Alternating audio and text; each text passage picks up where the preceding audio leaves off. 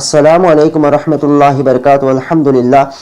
আলহামদুলিল্লাহ ওয়াহদাহু লা শারীকা লাহু ওয়াস সালাতু ওয়াস সালামু আলা মান লা নাবিয়্যা বা'দা। সুপ্রিয় দর্শক শ্রোতারা, ইবাদত যদি আপনি করতে হয়, যে কোনো সওয়াবের কাজ যদি আপনি করতে হয়, আপনার ইচ্ছা মতো যদি আপনি বানিয়ে ফেলেন, সেই ইবাদতটা করলে কিংবা তো সওয়াবের আশা করলে কখনো আপনি সওয়াবের অংশীদার হবেন না, বরং গুনাহগার হয়ে যাবে। যেমন একটা কথা রয়েছে, অনেক সময় প্রশ্ন এসে থাকে আমার কাছে যে ওযু শেষে আকাশের দিকে আঙ্গুল তুলে কলিমা শাহাদাত পড়াটা কি হাদিসের মধ্যে রয়েছে? প্রথম আমি আপনাদেরকে একথা বলতে চাচ্ছি, দেখেন, যে কাজটা সুন্নত নয় সেই কাজটাকে যদি আপনি সুন্নত মনে করেন তাহলে সেটা বিদআত হয়ে যাবে, আপনার নামায় আমলে বিদআতের গুনাহ উঠে যাবে। যে কোনো কাজকে আপনি সুন্নত বলতে পারবেন না, সুন্নত হওয়ার জন্য এটার প্রমাণ থাকতে লাগবে হাদিসের কিতাব থেকে। আবার সুন্নতকে আপনি যদি অবহেলা করেন তাহলে আপনার ঈমান যেতেও সময় লাগবে না। তাই এ ব্যাপারে সতর্কতা অবলম্বন আপনাকে করতেই লাগবে। আকাশের দিকে আঙ্গুল তুলে কালিমা শাহাদাত পড়া, এটা কি হাদিসের মধ্যে রয়েছে? না, হাদিসের মধ্যে কালিমা শাহাদাত পড়ার, ওযু শেষে কালিমা শাহাদাত পড়ার কথা রয়েছে, উল্লেখ রয়েছে, কিন্তু আকাশের দিকে আঙ্গুল তোলার কথা হাদিসের মধ্যে উল্লেখ নাই। যেমন সহিহ মুসলিম তথা মিশকাতুল মাসাবিহ কিতাবের মধ্যে একটি হাদিস উল্লেখ করা হয়েছে।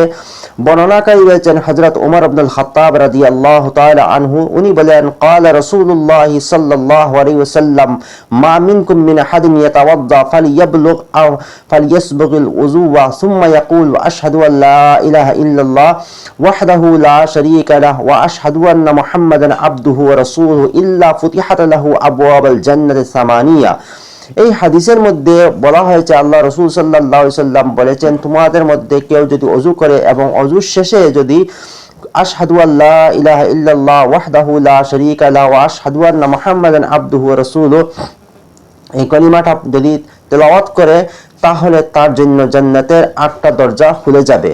হাদিসের মধ্যে আকাশের দিকে আঙ্গুল তোলার কথা উল্লেখ নেই, কিন্তু ফিকহের কয়েকটি কিতাবের মধ্যে উল্লেখ রয়েছে, যেমন তাহতাওয়ি আলা মারাকিল ফালাহ কিতাবের মধ্যে উল্লেখ রয়েছে যে আকাশের দিকে আঙ্গুল তুলে কলিমা শাহাদাত পড়াটা মুস্তাহাব, ফিকহের এই কিতাবের মধ্যে বলা হয়েছে। তাই এটাকে, আকাশের দিকে আঙ্গুল তোলাটাকে আপনি সুন্নত মানতে পারবেন না। সুন্নত বলতে আপনি কখনোই পারবেন না।